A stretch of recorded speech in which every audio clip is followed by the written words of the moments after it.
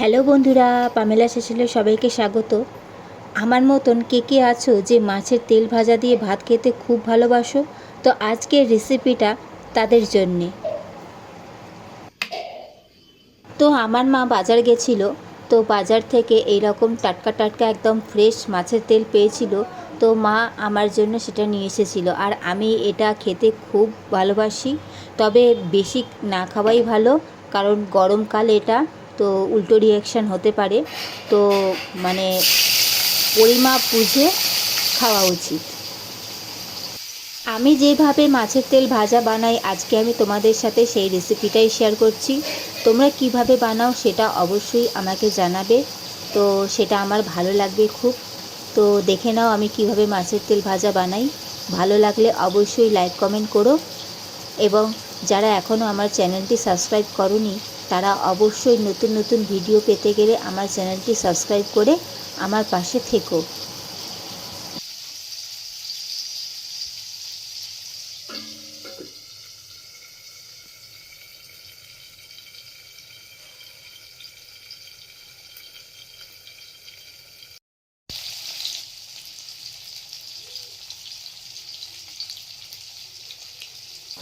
তো বুঝতে যদি কোনো রকম অসুবিধা হয় অবশ্যই আমাকে সেটা কমেন্ট করে তোমরা জিজ্ঞেস করে নেবে। তো আজকের রেসিপিটা আমি তোমাদেরকে বলে দিচ্ছি না, তোমরা খালি জাস্ট দেখে নাও।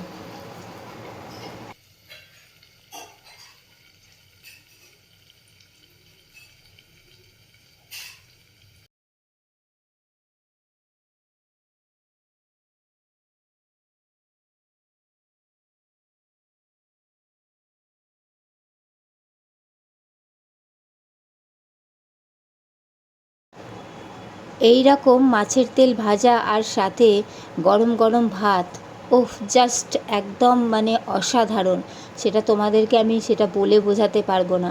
তো তোমরা যারা খেতে ভালোবাসো, যারা পছন্দ করো, তারাই একমাত্র জানো এর স্বাদ কতটা।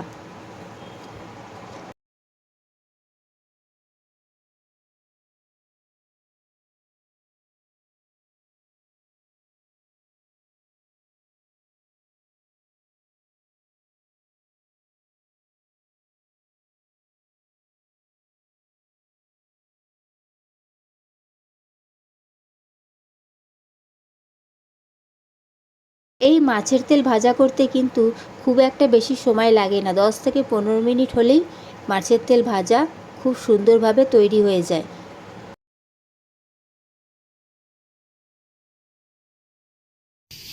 তো দেখো মাছের তেল ভাজা আমার হয়ে গেছে। কেমন লাগছে অবশ্যই আমাকে জানাবে। এবং আমি এক্সট্রা যে তেলটা বেরিয়েছে সেটা আমি আলাদা তুলে রেখে দিয়েছি, কারণ বেশি তেল খাওয়াও ভালো না শরীরের পক্ষে। এই দেখো এতটা এক্সট্রা তেল বেরিয়েছে, এটা আমি তুলে রেখে দিয়েছি। এটা আমি অন্য কোনো রান্নার সাথে, এটা কোনো শাক চচ্চড়ি বা কোনো কিছুর সাথে এটা মিশিয়ে আমি রান্না করে নেব। তো কেমন লাগলো তোমাদের এই মাছের তেল ভাজা? আর দেখতে লোভনীয় লাগছে তো? তো অবশ্যই আমাকে সেটা কমেন্ট করে জানাবে। চলো তাহলে আজকের মতন আসি, দেখা হচ্ছে আবার খুব তাড়াতাড়ি নতুন কোনো রেসিপি নিয়ে। ততক্ষণ তোমরা ভালো থেকো, সুস্থ থেকো। চলো টাটা।